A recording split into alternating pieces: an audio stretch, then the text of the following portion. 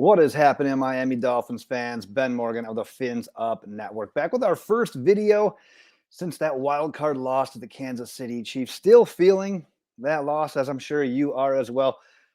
But oddly enough, excited for what the offseason has in store with us. Those that have followed the Fins Up Network over the last couple of years, you know how much I love free agency. I'm an NFL draft junkie. So unfortunately, actually being a Miami Dolphins fan for my entire life has unfortunately sort of trained me to get excited for the offseason. I'm sure a lot of you guys can relate. But just like last year, following that wild card loss to the Buffalo Bills, today's video is going to be a 2024 offseason preview wish list video.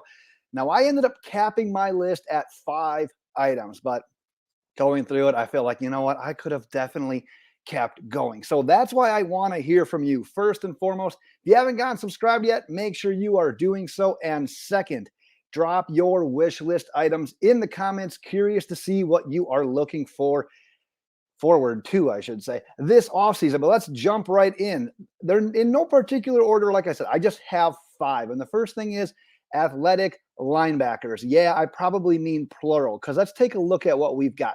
David Long, underrated free agent signing from last offseason, played all 17 games for the Miami Dolphins. Why is that important? Well, the biggest question mark with him being in Tennessee and why he didn't get as big of a deal as a lot of people thought he was going to do in free agency is because of that health concern. And yeah, he ended up being one of the more durable guys on our team, one of the few guys that was able to play all of our games, led the team with 113 tackles, one of Pro Football Focus's top ranked linebackers in regards to the run game as well. So yeah, he's a solid piece. He's a guy you can rely on. But after that, it gets real questionable real fast. Jerome Baker is technically signed through the 2024 season, but I have been told that as of now, he's more likely to get cut than he's likely to get paid 10 million plus that he's scheduled to make this year for the Miami Dolphins. So really probably can't count on him. Duke Riley, there's a potential out in his contract this offseason as well. He's technically signed through 2024. But man, I think, especially after that wild card game against the Chiefs, I think we've seen enough of him getting meaningful snaps on defense. Channing Tindall, didn't like the pick when we made it. And honestly, not seeing him get snaps despite Jerome Baker getting hurt, and with Duke Riley's performance being a little bit underwhelming more often than not, that right there tells you everything you need to know about how Vic Fangio feels about Channing Tindall and his fit in this defense. Andrew Van Ginkel, he got some run at inside linebacker before essentially being relegated to a full-time edge rusher once Jalen Phillips went out, once Bradley Chubb went out. And then obviously he got hurt as well. Plus he's a free agent, so we can't necessarily count on him being back. Team would love to bring him back. However, he is going to be a free agent. And then you've got Kelvin Munson, who's also a free agent. So if that rundown right there doesn't depress you at least a little bit, not quite sure what it does. You've got pretty thick skin. So not only do we need bodies in general at the position, we need athletic linebackers that bring more to the table than what the options in 2023 did. We will obviously talk more specific players as the offseason goes through, but look for guys that can provide more in coverage and have that speed, athleticism to hang with these mobile quarterbacks that escape from the pocket and end up creating with their legs. The guys that have basically we haven't been able to contain, the Josh Allens, the Lamar Jacksons, the Patrick Mahomes of the world. We need speedy, athletic linebackers that can keep us in games against those kind of guys. Let's go on to my second one. That's growth from Cam Smith. So after hearing Xavier Howard in his postseason media availability, this one may be an actual more of a need than a wish list item, because just before the wild card game, we had talked about the Miami Dolphins wanting to bring Xavier Howard back, and Xavier Howard, wanting to come back to the Miami Dolphins. But it would likely require a restructured contract where he was getting a pay cut. Well, since then, Xavier Howard's agent has been contacted by other teams, and he doesn't seem quite as likely to play ball in regards to a potential pay cut. So he's technically signed through 2026, but there is a potential out in his contract yet this offseason. So with that said, we spent a second rounder last year on Cam Smith, and essentially got nothing out of him. And you know what that included? That included not having Jalen Ramsey for the first 7 weeks and Xavier Howard getting hurt a couple of times. So there were opportunities. There were ample opportunities for playing time already this year on defense. Vic Fangio, end of the day, had more faith in Eli Apple than he did Cam Smith. And we all know how that turned out. We also reported towards the end of the season that Vic Fangio and the front office, they really didn't want to put Cam Smith into a game and have him struggle and just kind of have that mental shaken confidence. They were really trying to avoid that.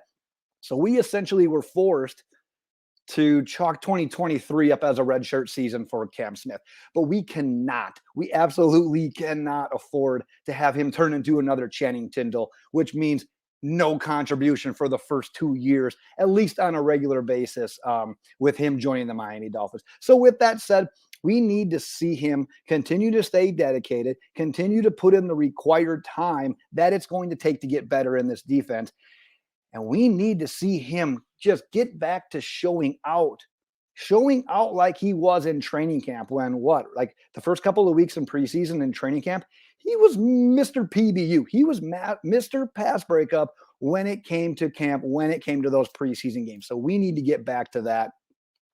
Let's go to my third one. And oddly enough, the do-it-all tight end, this one may be a bit controversial since one way of looking at the tight end position in Miami is that we don't pass the ball enough to that position.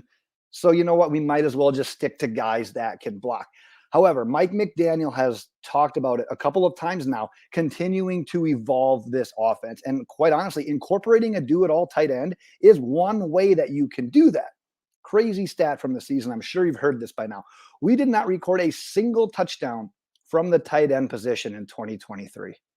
That's a little bit alarming. And it essentially, what that does, you're allowing opposing teams' defensive coordinators to not really have to game plan all that much against an entire unit that can be utilized as pass catchers. And yeah, Durham Smythe, he had a couple of nice games where he came through with some important catches along the way. I'll concede that. But defensive coordinators at the same time are pretty cool with that. As long as it wasn't Tyreek Hill, Jalen Waddle streaking down the sideline to the end zone, they're going to live with your 11-yard completion to Durham Smythe. So once again, like a lot of these topics and wish list items, we'll talk more specific free agents, NFL draft options later throughout this offseason, but a do-it-all tight end could definitely help this offense grow in year 3 of Mike McDaniel. Let's go to the fourth one. Man, broken record. You could put this on most any NFL team's wish list, but it's always, absolutely always on the Miami Dolphins. Another position with just more questions and answers as you head into 2024. Terron Armstead said he essentially wasn't 100% sure if he was going to return to action in 2024 or retire. That's what he was talking about in his media availability. Austin Jackson, he did sign an extension during the season. So yeah, he'll continue to slot in at right tackle. But then if you look at our original, what we wanted to be our week 1 starters and our starters throughout the season on the offensive line, you got Isaiah Wynn at left guard, who's a free agent. You got Connor Williams at center, who's a free agent, plus he's coming off the ACL injury. And then you got Robert Hunt at right guard, who is also a free agent.